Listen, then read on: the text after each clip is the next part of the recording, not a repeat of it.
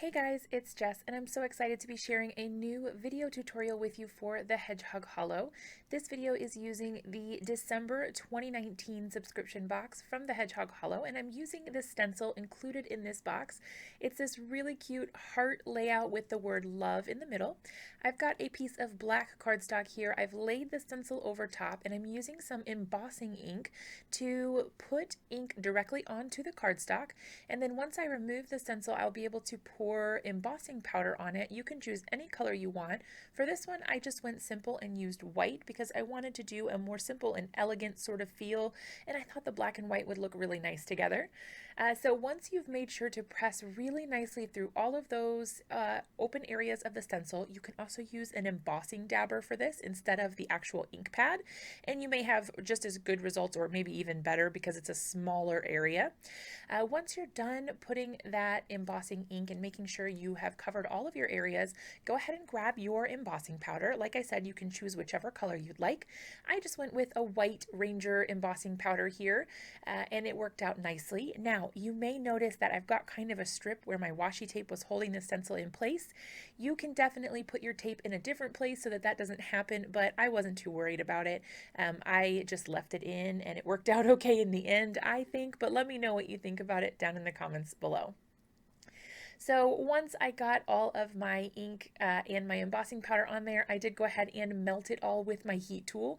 Now it's important to note that you do want to treat your surface with an anti-static powder tool before you put the ink on. This is so that the embossing powder doesn't stick where you don't want it to, and this is especially important when you're using ink through a stencil because you don't get as good results as if you were to ink this like a stamp set directly. It's harder to get the ink through the stencil because there is that layer of the stencil, so it's just a little more difficult. So just be careful, make sure you put the anti-static powder on your surface first and you will be good to go.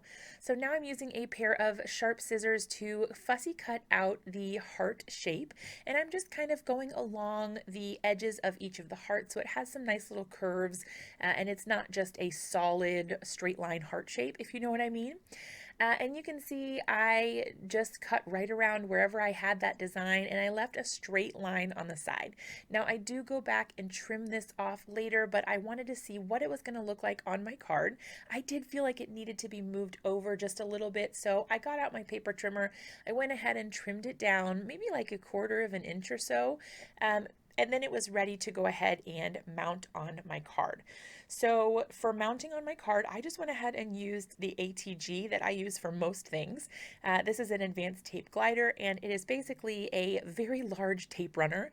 I like to use this one because it is just really handy. It holds a ton of tape, and I'm not constantly having to refill it or grab a new tape runner, which is really awesome. You get used to the size if you're not familiar with using these. It seemed really huge and bulky to me at first, but now it's like second nature. It's like one of my favorite craft tools next to the MISTI. So once I got my cutout, I'm going to call it a die cut, it's not a die cut, but my little piece there cut out and adhered to my card, I started testing out different sentiments that I thought might work. I wasn't sure which sentiment I wanted to use because it does say love in the middle of the heart. I ended up grabbing a sentiment from one of the other stamp sets in this subscription box, which says kiss me. So I thought that was cute with the love theme in all of the hearts. So I went ahead and grabbed my mini MISTI and placed that Kiss Me stamp set or stamp into my stamp positioner. I am using some black ink here from scrapbook.com just to stamp down the sentiment, and I did stamp it a couple of times just to make sure I got a really crisp, nice impression with that ink. Once I finished that, I went ahead and mounted my card to a white A2 size card base, and that finished off the card. Super simple, super quick, and you could definitely make a bunch of these. Let me know what you think in the comments. Is this something that you might want to try? I'd love to hear what you guys think. If you liked the video, be sure to give it a big thumbs up. Subscribe to my channel for more videos like this, and I'll see you guys again in another video really soon.